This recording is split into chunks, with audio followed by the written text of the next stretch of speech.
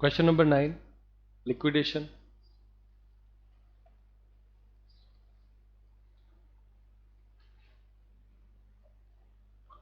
तो इसमें दिया हुआ है 31 मार्च 2019 को हिंद लिमिटेड ऐच्छिक समापन में चली गई और जांच के बाद पाया गया कि उसकी स्थिति निम्न प्रकार से है।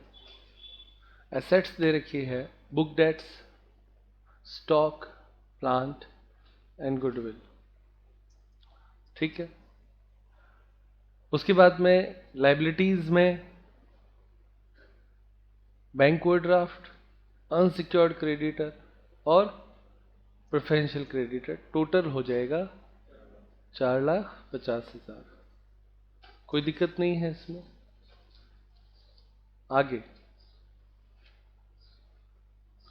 शेयर कैपिटल में प्रेफरेंस शेयर है 1,00,000 के, इक्विटी शेयर है 2,00,000 के, एक है फुल्ली पेड है और 2,000 शेयर ऐसे भी हैं जो 75 रुपये पेड अप है, यानी 25 जो है वो बकाया है। तो टोटल बैलेंस शीट इक्वल हो गई। यहाँ पे 9,50,000, यहाँ पे इन दोनों को जोड़ेंगे तो 9,50,000 बैलेंस शीट इक्वल हो गई। ये इंफॉर्मेशन दे रखी थी। अब आगे क्या कहता है, the assets realise the following amounts, संपत्तियों से निम्नलिखित राशियां वसूल हुई। Book debts 1,80,000, stock 2,05,000, plant 1,60,000। Liquidation expenses are and remuneration is equal to 5,000। तो ये सबसे पहले आएगा, एसेट्स का रिवैल्यूएशन दिया हुआ है, इसमें कोई इश्यू नहीं है। आगे श्री भोला शंकर को जिसके पास 1,000 अंश तह प्रदत्त इक्विटी अंश थे, ठीक है, दिवालिया घोषित किया गया और उससे कुछ भी राशि वसूल होने की आशा नहीं है। तो वो जो 75 वाला था ना अंशतः प्रदत्त, वो 2,000 शेयर थे। तो ये रहा है, देखो इस 2,000 में से एक जो है वो इस भोले शंकर के पास है और वो उससे अब अपने को कुछ मिलेगा नहीं। तो जब अगर किसी व्यक्ति से मिलना कुछ नहीं है तो देना भी कुछ नहीं है अगर हो तो। निस्तारक के दायित्वों का निपटारा करने के लिए आवश्यक मांग की गई, यानी पैसे कम पड़े तो हम कितने लोगों से लेंगे? 1,000 शेयर बचे सिर्फ, जिनसे 25 रुपए लेने हैं उन्हीं से हम केवल पैसे लेंगे। ठीक है। ये मांग की गई।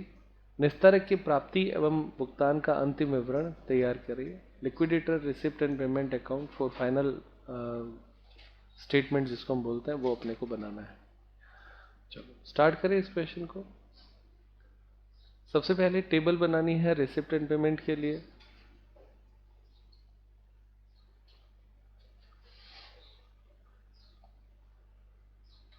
यहां पे आप लिखें liquidator final statement of account. Question number 9 का ये सॉल्यूशन हो जाएगा। इधर रिसिप्ट आएगी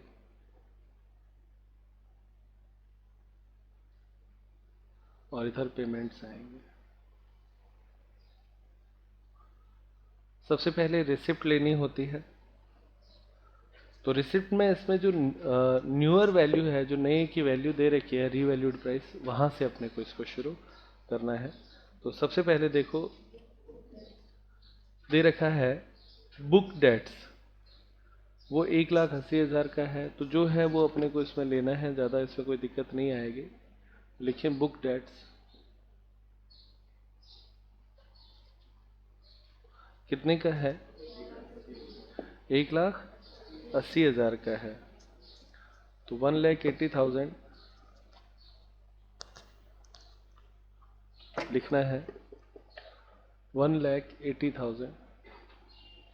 उसके बाद में नंबर 2 क्या है? स्टॉक कितना है? कितना? 2,05,000। प्लांट 1,60,000। ठीक है। अगली एक एसेट्स बची वो थी गुडविल। तो जब बिजनेस बंद हो रहा है तो उसकी गुडविल का तो कोई काम ही नहीं है, कहीं पे कोई गुडविल नहीं आएगी। तो ये तो इतना ही है और कोई रिसिप्ट नहीं है। एरियर जितना पैसा है वो हम मांग करेंगे, तो जितनी आवश्यकता होगी उतनी ले लेंगे। तो वो अभी आगे बढ़ेंगे, वो बाद में आएगा। अब पेमेंट्स करने हैं। सबसे पहले लिक्विडेशन एक्सपेंसेस है, तो लिखें लिक्विडेशन एक्सपेंसेस। वो आपके दिए हुए हैं इसमें, कितने? 5,000। उसके बाद में नेक्स्ट पॉइंट क्या दिया हुआ है? प्रेफरेंशियल क्रेडिटर्स कितने के हैं? 2,000 के हैं। तो लिखें, अच्छा इसमें रेम्यूनरेशन नहीं है, है ना?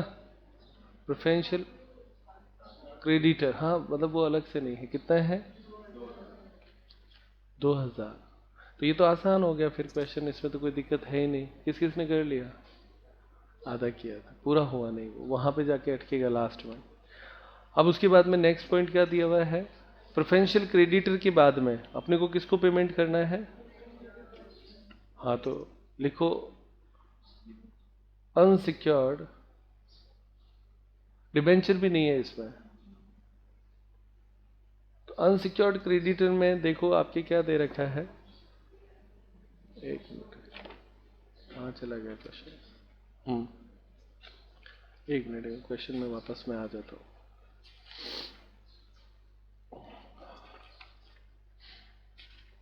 Question number 9। तो 5,000 हो गया, 2,000 हो गया। अनसिक्योर्ड क्रेडिटर अपने को कितना दे रखा है? ठीक है, उसमें से प्रेफरेंशियल को छोड़ दो, और एक आपके वो भी तो अनसिक्योर्ड में आएगा, बैंक ओवरड्राफ्ट। तो सारा जोड़ कर लेना है। तो यहां पे लिखो 3,00,000 तो हो गया बैंक ओवरड्राफ्ट, प्लस 1,48,000। 1,50 था, है ना? और 1,48 अलग ही दे रखा था, 1,50 नहीं था। ठीक है, सीधा ही है। तो वो टोटल कितना हो गया? 4,48,000 हो गया पेमेंट। क्या आपके पास पैसे हैं अभी तक? पैसे हैं आप लोगों के पास?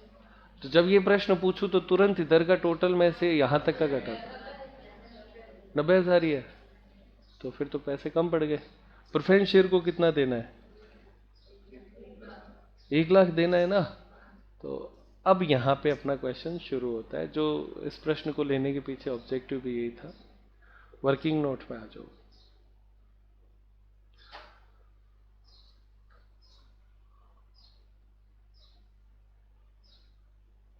Calls received. हमें क्या करना है? जो 25 रुपीज कॉल करना है ना, तो उसको ये तय करना है कि अपने कितना पैसा उनसे मांगे। क्लियर? और टोटल कितना हमारी लाइबिलिटीज बनती है। तो अभी आप देखो, हमारे पास पेमेंट करने में बाकी केवल प्रेफरेंस शेयर है। प्रेफरेंस शेयर को कितना रुपए देना है? 1,00,000 रुपए तो देना है। तो लाइबिलिटीज अगर हम सोचें तो सिर्फ प्रेफरेंस तक ही है। इक्विटी शेयर तो लाइबिलिटीज का पार्ट ही नहीं है, वो तो खुद का पैसा है। तो आउटसाइडर लाइबिलिटीज में आप प्रेफरेंस शेयर को भी ले लेते हैं। तो अब हमारे पेमेंट में कितना रुपए कम पड़ रहा है? 10,000 रुपए कम पड़ रहा है। या आप ऐसा करो, टोटल बताना, तो टोटल रिसिप्ट कितने हैं? 5,45,000। ये आपके हो गया टोटल रिसिप्ट। ओके, इसमें से लेस पेमेंट यहां तक के, अब तक के कितने हैं? 4,55,000 हो गया। कितना बचा? 90,000। ठीक है ये बात। इसमें से अपने को किसको देना है? Less preference share capital. Preference share को कितना देना है? 1,00,000। तो जैसे ही लेस किया, अब ये आपके माइनस का 10,000 आ गया। ठीक है, माइनस का 10,000, यानी ये डेफिशिएंसी हो गई। क्लियर? इक्विटी शेयर को भी पेमेंट करना है। इक्विटी शेयर को कितना पेमेंट करना है, दोनों की अलग अलग देखो। 2000 शेयर पे 100 रुपये, मैं लिख देता हूं यहाँ पे, 2000 इंटू 100 कितना होता है, 2 लाख देना है ना अभी। और एक और देना है कितना, 1000 शेयर पे 75 रुपये, क्योंकि उसमें एक तो भोले शंकर के थे, क्योंकि वो तो ना अपने से कुछ देने वाला है ना कुछ लेने वाला है, तो इसका कितना हो गया 75,000। तो अब जो आपने कैलकुलेट करी ना वो कहलाती है डेफिशिएंसी, यानी इसको आप कहेंगे कमी। तो कमी कितनी आई, माइनस में आएगी सारी संख्या, 2,85,000, ये डेफिशिएंसी है, माइनस में आपका बैलेंस आ गया। अब इस डेफिशिएंसी से हमें निकालना है डेफिशिएंसी पर शेयर। क्या चीज निकालनी है, डेफिशिएंसी पर शेयर, या आप इसको परसेंटेज में भी ले सकते हो, कोई मना नहीं है। तो प्रत्येक शेयर की नंबर ऑफ शेयर कितने हैं बच्चों इसमें, तो लिखो डेफिशिएंसी पर शेयर। ये नयापन है इस सवाल में, पहले सब प्रश्न हमने नहीं किया, नया है तो थोड़ा सा इसको ध्यान रखना है। तो डेफिशिएंसी पर शेयर कितना आता है, 2,85,000 डेफिशिएंसी है, और ये कितने शेयर्स के लिए है, 3,000 शेयर्स के लिए है, क्योंकि 2,001 है और 1,001 है, भोले शंकर वाले नहीं ध्यान रखना। तो कितना आता है 95 पर शेयर, ये कहलाती है डेफिशिएंसी पर शेयर। क्लियर। अब इसमें अपने को क्या करना है, 25 रुपये बकाया है, तो 95 में मैं आपको इसको ये कहना चाहता हूं कि 2000 शेयर तो ऐसे हैं जिन्होंने 100 रुपये दे रखे हैं, और 1000 शेयर हैं जिन्होंने 75 रुपये दिए हैं, जबकि इन दोनों के हिस्से में लॉस कितना कितना आता है 95। डेफिशिएंसी पर शेयर का मतलब होता है कि हर शेयर के हिस्से में लॉस कितना आया, तो डेफिशिएंसी पर शेयर तो 95 आई। इन लोगों ने तो 100 रुपये पहले से ही दे रखे हैं, तो इनको 5 रुपये लौटाने पड़ेंगे रिफंड। क्या करना है, समझ में आता है। इन्होंने 100 रुपये दिए हुए थे, कंपनी इनसे मांगती कितनी है, डेफिशिएंसी 95 की है, तो इसका मतलब वो इनसे कितने रुपए मांगती है, 5 रुपये ज्यादा दे रखे हैं ना इन्होंने, तो ज्यादा दे रखे, यानी कंपनी को चाहिए 95 रुपीज, जबकि इसने दे रखे 100, तो 5 रुपये रिफंड बनेगा। इसी तरफ यहां देखो, इधर इनसे कंपनी मांगती तो है 95, यानी लॉस 95 का, डेफिशिएंसी पर शेयर का मतलब कंपनी को 95 रुपये पर शेयर लॉस हुआ है ना। तो लॉस को बियर कौन करेगा, इक्विटी शेयर करेगा। तो ये तो 100 रुपये दे चुका है, तो इसको तो 5 रुपये लौटा देंगे, इसके 20 रुपये कॉल करेंगे। क्या करेंगे, कॉल, यानी इससे कहेंगे भैया 20 रुपये लेके आ रही है बस उनमें, तो हिसाब बराबर हो जाएगा। फिर इससे क्या हो जाएगा, हिसाब बराबर हो जाएगा, इनको 5 रुपये से लौटा देंगे और इनसे 20 रुपये से मांग लेंगे। तो ये पूरी गणित होती है। एक बार आप मेरे साथ इसको वापस देख लो, यहां से इस जगह से, ये सारी कंप्यूटेशन है डेफिशिएंसी पर शेयर के, ऊपर ही ऊपर लिख दो।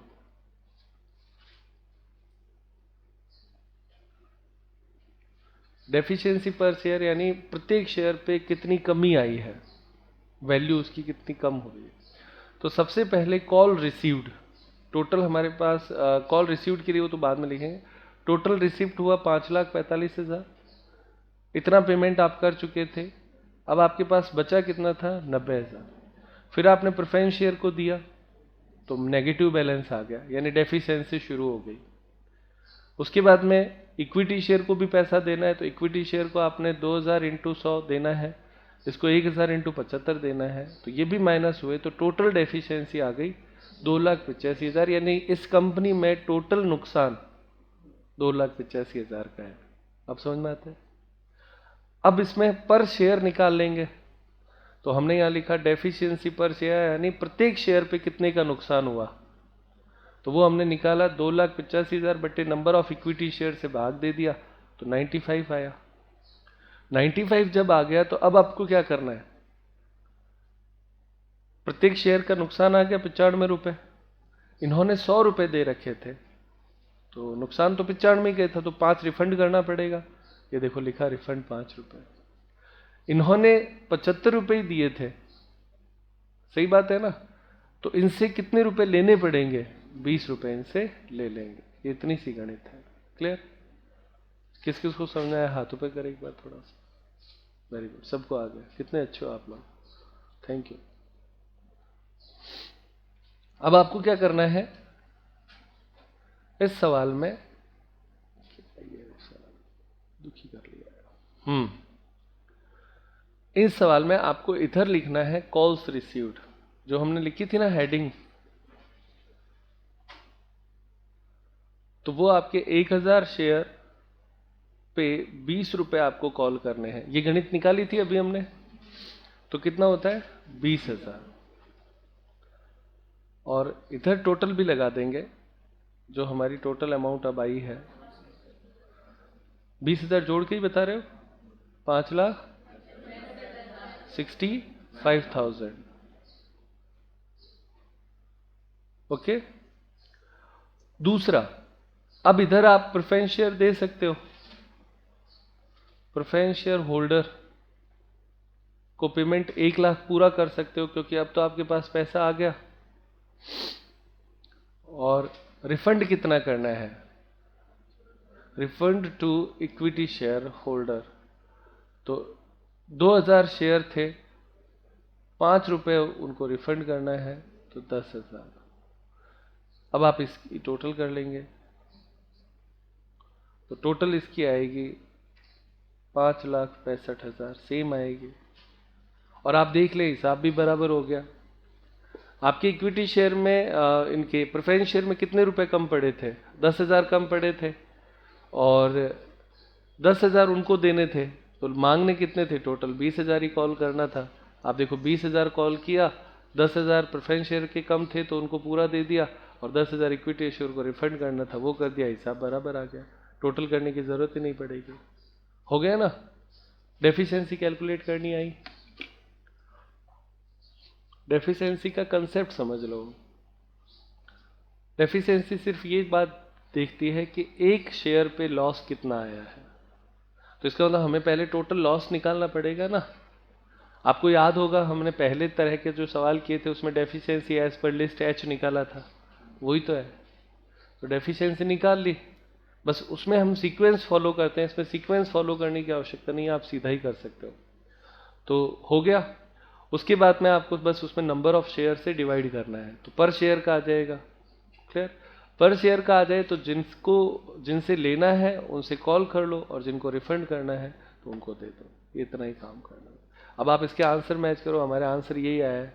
क्या लिखा है answer, call made on 1000 share of ₹20, ये आपका देखो आंसर ये दिया हुआ है ना। और दूसरे में क्या दे रखा है, रिफंड है, पेमेंट है, तो वो पेमेंट हो गया 2000 शेयर पे 5 रुपए से। सही चल रहा है, बस इतना सही है। नेक्स्ट क्वेश्चन देखें, क्वेश्चन नंबर 10, ये रहा क्वेश्चन नंबर 10। क्वेश्चन नंबर 10, ये देखो आंसर वो जो पीछे का था वो सारा यहाँ पे अपने आ गया है इसमें, है ना।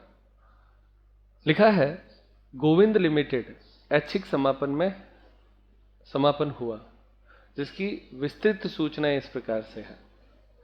संपत्तियों की वसूली यानी तो जो रियलाइज हुआ वो 4,05,000 हुआ, सीधा ही दे रखा है। निस्तारक का पारिश्रमिक यानी रेमुनरेशन जो है वो 50,000 का है। असुरक्षित लेनदार अनसिक्योर्ड क्रेडिटर 2 लाख के हैं, जिसमें वो लिखता है 5,000 रुपए पूर्वाधिकार लेनदार अतिरिक्त है, लेनदार की अतिरिक्त है। यानी वो अलग से चलेंगे। तो यहाँ पे देखो लिखा हुआ है इंग्लिश में, यहाँ पे ये रहा, excluding preferential creditor of 5000। Preferential capital 2 lakh की है, क्लियर। और वो 2 लाख कैसे है, 20,000 इंटू 10 से है। और इक्विटी शेयर जो है वो इस तरीके से है, 10,000 शेयर 9 रुपये और 10,000 शेयर 5 रुपये। तो दोनों में ही रुपए अभी तक कम प्राप्त हुए हैं। 10,000 शेयर पे 1 रुपये अभी तक मांगना है, कॉल करना है, ये देखो 9 ही प्राप्त हुए, 10 थे। और 20,000 शेयर पे आपको अभी 5 रुपये मांगने हैं। तो कॉल्स का हिसाब इसमें भी आ रहा है, वही सेम डेफिशिएंसी का नियम चलेगा। आगे आपको निस्तारक का अंतिम लेखा विवरण तैयार करना है। बस ये इतना ही अपना सवाल है कि सेम क्वेश्चन रहेगा। करते हैं, देखो 2 मिनट में कर लेंगे। आ जाओ, क्वेश्चन नंबर 10 आंसर लेना है। टेबल बनानी है रिसिप्ट एंड पेमेंट की। छोटा सा सवाल है, ज़्यादा कुछ है ही नहीं इसमें, केवल डेफिशिएंसी कैलकुलेशन है, वो अभी अब सीखी है तो अब अपने को आराम से समझ में आ जाएगी। Liquidation, liquidator, final,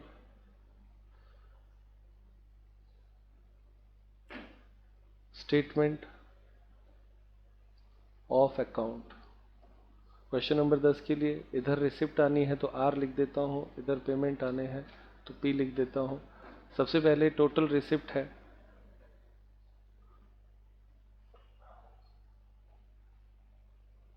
realisable value of assets, ये एक साथ ही दे रखा है। इसमें कितना दे रखा है, 4,05,000।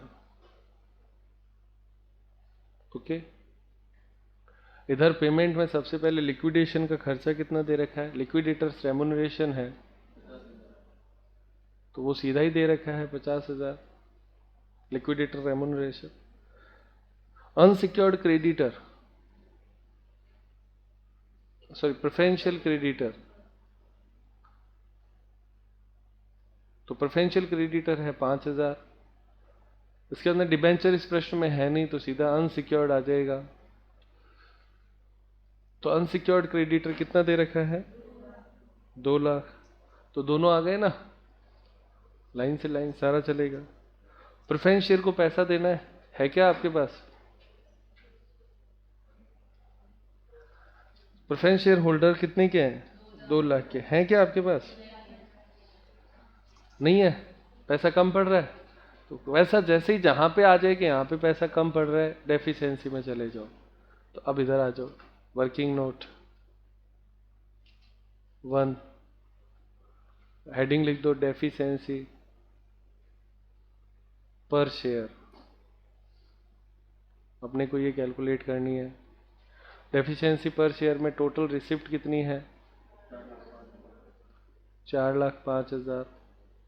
अब तक पेमेंट कितना हुआ है, पेमेंट अप टू कितना है, 2,55,000 घटाने पर 1,50,000 लेस PSH, PSH का मतलब प्रेफरेंस शेयर होल्डर 2 लाख देते ही माइनस, यानी यहीं पे 50,000 कम पड़ गए।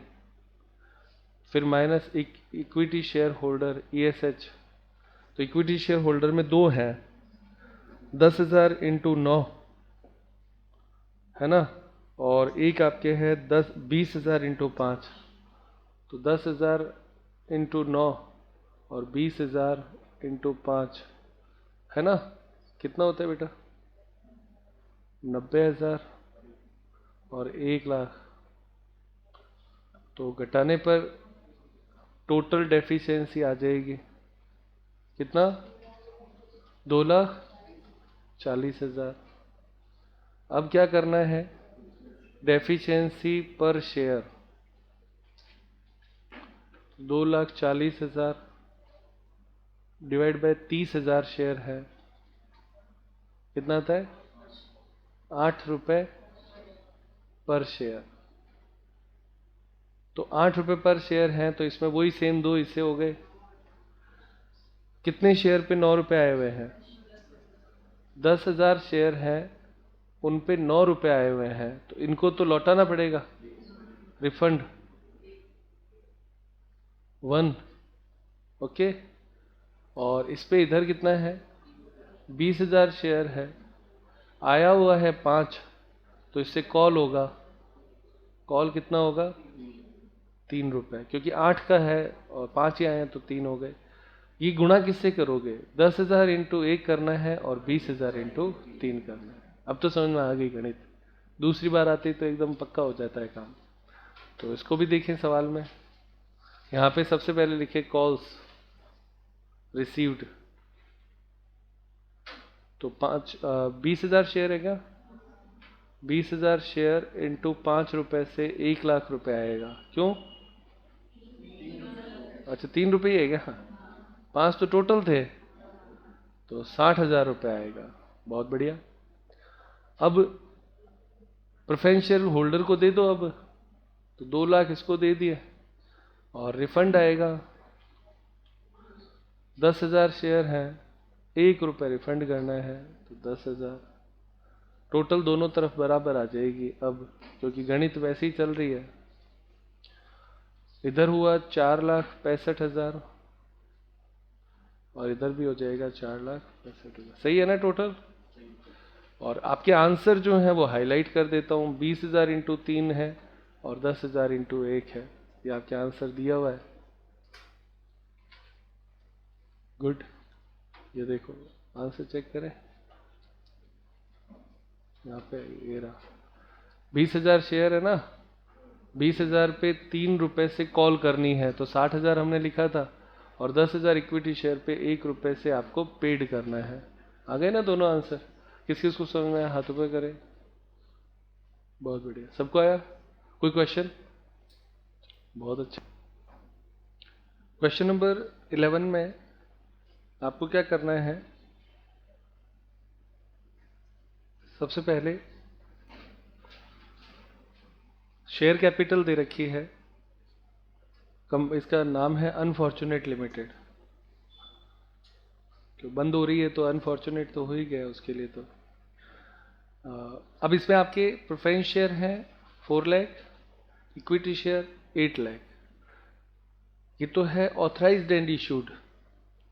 अब आगे लिखता है सब्सक्राइब्ड कितनी है, इसमें 75 है और इसमें 60 है। इक्विटी शेयर में जब ये चीज आए तो इसका मतलब डेफिशिएंसी पर शेयर निकालना पड़ेगा। लॉस है 2,40,000 रुपए का, तो लॉस है इसीलिए बंद हुई है कंपनी। डिबेंचर है वो 2 लाख का है, क्रेडिटर 290 का है और ये 10,000 का, टोटल 11,70,000 का हो गया। इधर एसेट्स में आपके land and building, plant and machinery और पेटेंट 1, 2 और 3 है।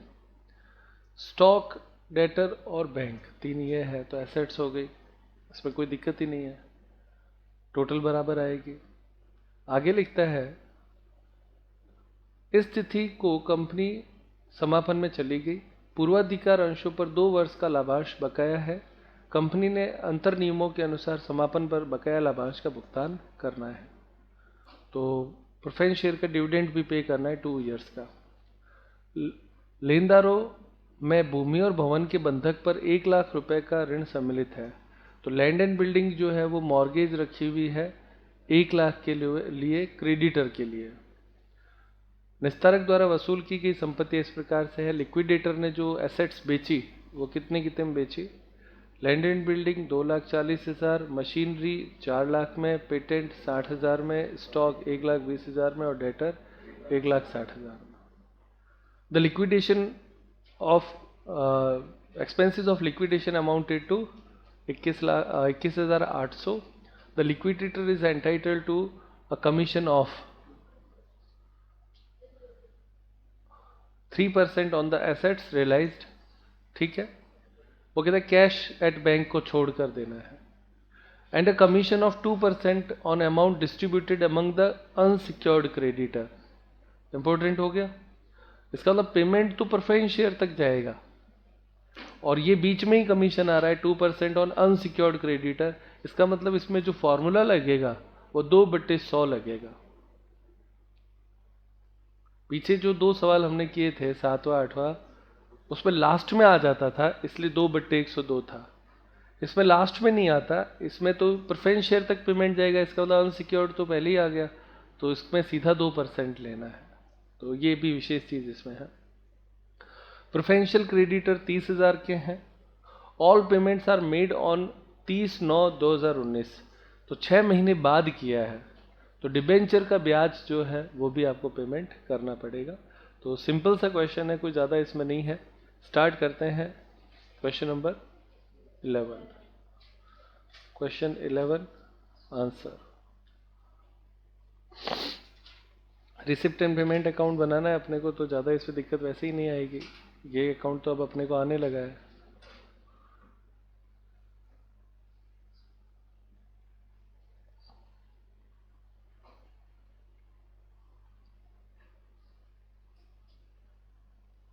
रिसिप्ट एंड पेमेंट, और ये आपके liquidators final statement of account, इसका नाम क्या होता है? Liquidators final statement of account. Liquidators final statement of account. इसमें आपके सबसे पहले रिसिप्ट में जो जो एसेट्स बेची है ना, उनका पैसा वसूल कितना कितना हुआ वो लिखना है। तो एक एक करके उसको लिखना शुरू कर दो। सबसे पहले कितना है? लैंड एंड बिल्डिंग कितना दे रखा है? अच्छा, तो हाँ, सबसे पहले लैंड एंड बिल्डिंग अंदर की तरफ लिखना, कितना रुपए मिला उससे? 2,40,000। उसमें से क्रेडिटर कितना पेमेंट होगा? 1,00,000 का, तो उतना लेस हो जाएगा ना, तो पीछे कितना बचेगा? 1,40,000। और तो इसमें कुछ है ही नहीं, क्यों प्यारे बच्चों?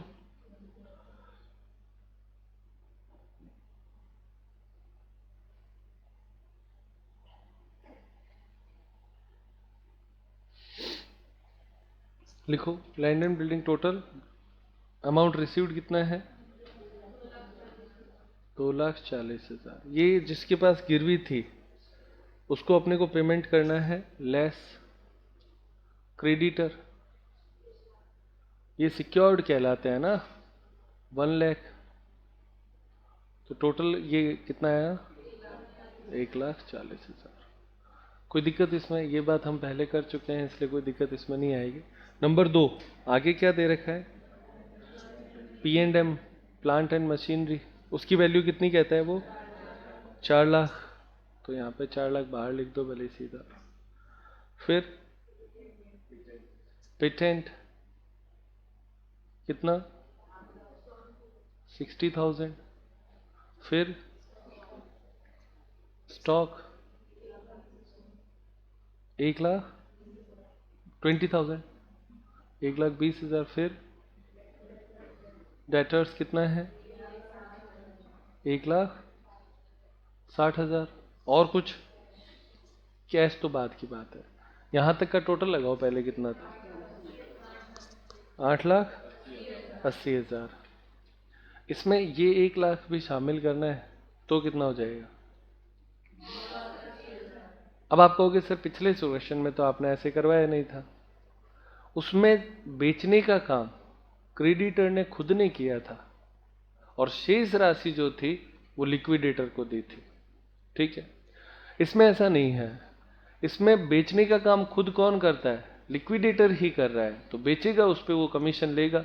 तो ये चीज विशेष इसमें अपने को याद रखनी है। और उसके बाद में लास्ट में लिख दो बैंक। बैंक कितना है? 60,000। ओके, इस तरफ इतना ही लिखना है। अब इधर आ जाओ, सबसे पहले एक्सपेंसेस कितना है?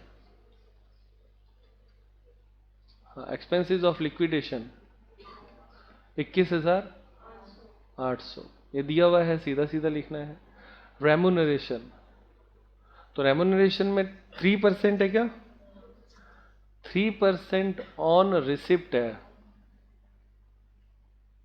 तो रिसिप्ट कितनी हो जाएगी? 9,80,000। इस पे स्टार लगा लो, ध्यान रखना है 980 कैसे आया, अंतर समझ में रहेगा। देखो 8,80,000 यहां तक का टोटल आता है, दैट्स ओके। लेकिन चूंकि ये बेचा तो उसने 240 में था ना, तो इसका 1 लाख जो कम किया था वो वापस 1 लाख बढ़ा देंगे। कुल मिला के बात ही इतनी है। तो 9,80,000 इस तरीके से आपके आ जाएगा। कितना आता है ये? 29,400। कोई दिक्कत इसमें?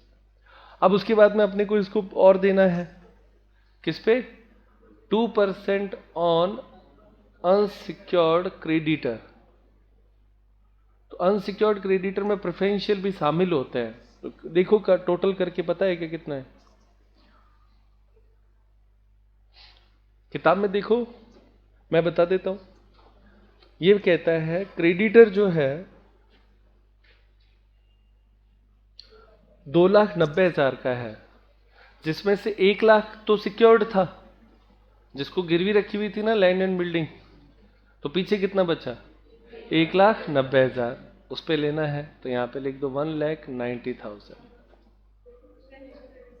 Preferential creditor is also unsecured creditor. पिछले सवाल में क्वेश्चन नंबर 7 में आपको ये विशेष बात बताई थी, वीडियो खोल के देख लेना, बोला हुआ याद आ जाएगा। प्रेफरेंशियल है लेकिन है तो अनसिक्योर्ड ना। सिक्योर्ड तो वो है जो एसेट से सिक्योर्ड है। सही है? देखना वीडियो नंबर जो क्वेश्चन नंबर 7 के लिए डाला हुआ है उसमें ये बोल के बताया हुआ है। अब मेरे पास सबूत और हो जाएंगे हर वीडियो के बाद में कि आपको क्या क्या कहा है उसमें। अच्छा, इस बार 2% सीधा लिया है। क्यों? क्योंकि अनसिक्योर्ड के लिए अपने पास फुल पैसा पड़ा है, तो इसलिए सीधा कितना आता है? 3,800। हो गया दोनों। आगे बढ़ो। प्रेफरेंशियल क्रेडिटर, इसके ब्रैकेट में लिख दो UR। UR नहीं, US, अनसिक्योर्ड। याद रहेगा, ये भी अनसिक्योर्ड ही होता है। सिक्योरिटी जिस पे नहीं है वो अनसिक्योर्ड है। तो इसका पेमेंट भी हो गया। फिर आता है डिबेंचर। हाँ, हो गया ये। अब लिखो डिबेंचर होल्डर। तो डिबेंचर होल्डर कितने के थे? 2 लाख के थे। ठीक बात है ना? और इस पे ब्याज भी तो देना है 6 महीने का। कितना होता है? 6 मंथ इंटरेस्ट। कितना आता है? 5,000। ये कैलकुलेट कैसे होगा? 2 लाख इंटू 5% है क्या इंटरेस्ट रेट, इंटू 5/100 इंटू कितने महीने का? 6/12। लिख दूं यहां पे 2 लाख इंटू 5% इंटू 6/12। इससे ये कैलकुलेशन आ जाएगी इंटरेस्ट की। हो गया? तो टोटल कितना हो जाएगा? 2,05,000। ठीक है। बैलेंस शीट में भी दे रखा है क्या? कितना दे रखा है? तो लिख दो बैलेंस शीट का पेमेंट। और तो वो डिबेंचर आउटस्टैंडिंग इंटरेस्ट, ब्रैकेट में लिख दो बैलेंस शीट। तो 10,000 वो भी देना है। तो ये सारा पेमेंट किसको हो गया? डिबेंचर होल्डर को। अगर बाई चांस जैसे अभी भूल गए, नहीं लिखा, तो बाद में लिख दो, कोई फर्क नहीं पड़ना इस बात से। तो डिबेंचर होल्डर का भी सारा पेमेंट हो गया। अब किसको देना है? Unsecured creditor. तो अनसिक्योर्ड क्रेडिटर कितना बचा है? था कितना? 2,90,000 था। इसमें से 1 लाख सिक्योर्ड था और 30,000 अनसिक्योर्ड था, ये प्रेफरेंशियल था। तो दोनों घटा दो, 1,60,000। यहां तक पेमेंट हो गया। पैसा बहुत है क्योंकि हम प्रेफरेंस शेयर तक की बात कर रहे हैं, तो ये तो पेमेंट होना ही है। अब आप हिसाब देख लो पैसे का क्या है बच्चों।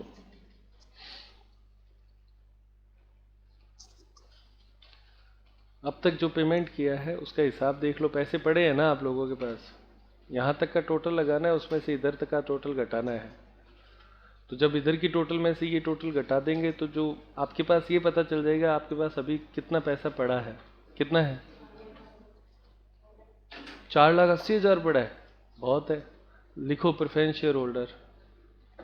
ये खाली चेकिंग करना होता है कि कितना है। तो प्रेफरेंस शेयर होल्डर तो कितना है? 4 लाख तो प्रेफरेंस शेयर खुद है ना, 4 लाख ही तो है, और 2 साल का डिविडेंड देना है उसको, तो 1 साल का कितना है?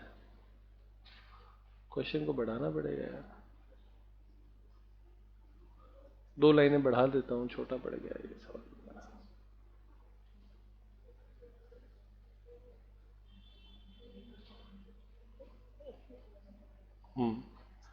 तो डिविडेंड 4 लाख पे प्रेफरेंस शेयर पे कितना परसेंट कहता है? 6%।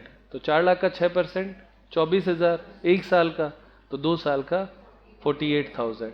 तो यहाँ पे 2 ईयर डिविडेंड है, तो वो आपके हो जाएगा 48,000। ये कैलकुलेशन आपको आती है, कोई दिक्कत ही नहीं। डिविडेंड 2 साल का लेना है, तो टोटल हो गया 4,48,000। अभी भी पैसे पड़े हैं। आपने कहा था 4,80,000 बचे हुए थे, उसमें से कितने दे दिए? हाँ, 4 लाख कितने दे दिए? तो अब कितने बचे? 32,000 अभी भी बाकी है ना।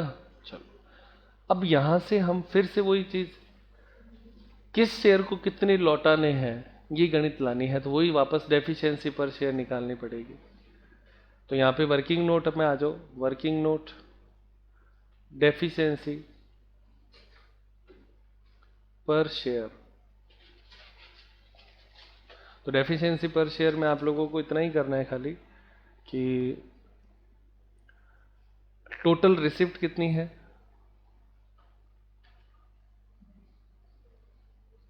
अभी निकाली होगी ना बेटा आपने, कितना? 9,40,000, और लेस पेमेंट पे अप टू पीएस होल्डर 9,08,000। आसान है ना, देखो इस बार छोटा कर दिया हमने, सारे पेमेंट ले लिए। कहां तक के पेमेंट? कि up to preference share holder, घटाने पर कितना आया? 32,000 आया। Clear? Less E S holder या कैपिटल, कुछ भी लिख दो, कोई फर्क नहीं पड़ता। हो गया? तो इक्विटी शेयर को कितना कितना पैसा देना है?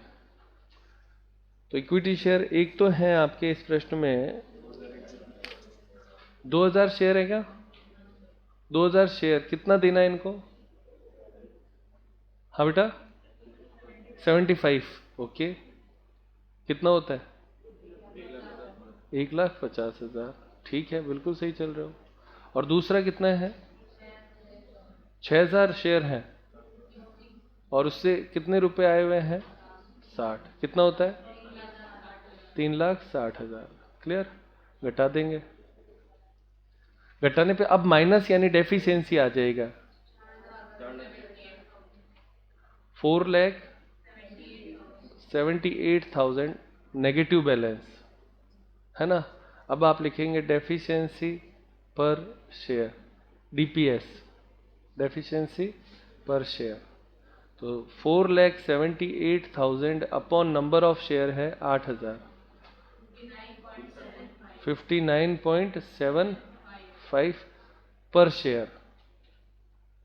ओके, समझ में आता है ना बेटा? अब देखो इसमें क्या करना है अपने को,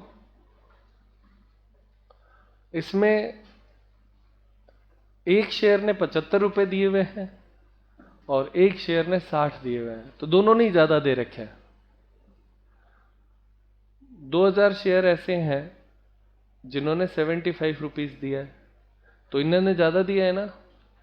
और 6,000 शेयर ऐसे हैं जिन्होंने 60 रुपए दिए हैं, तो एक्चुअल में 59.75, इसका मतलब इसने 0.25 ज्यादा दिया हुआ है, रिफंड होगा। ओके, और इसने 15.25, ये भी रिफंड होगा। आगे से बात समझ में?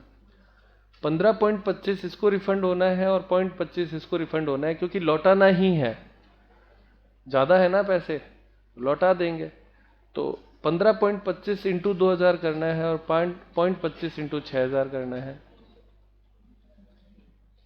इसका आता है 30,000 रिफंड, 30,500 आता है क्या?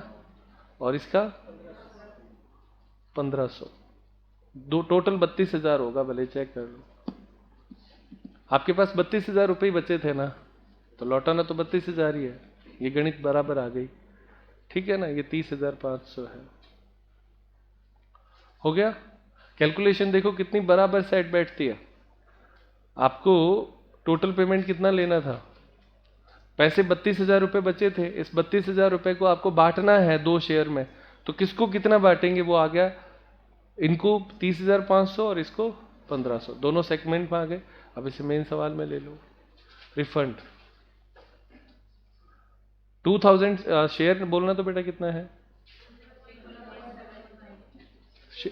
2000 इंटू 15.25, तो ये हुआ 30,500 रिफंड। और एक और है refund 6,000 into 0.25, equity share holder है, ESH है। कितना है? 1500। तो टोटल 32,000 रुपये बचे थे, वो भी हमने, ये देखो बचे थे ना यहाँ पे, वो हमने बांट दिए। तो अब अपने को टोटल लगानी है दोनों तरफ बस।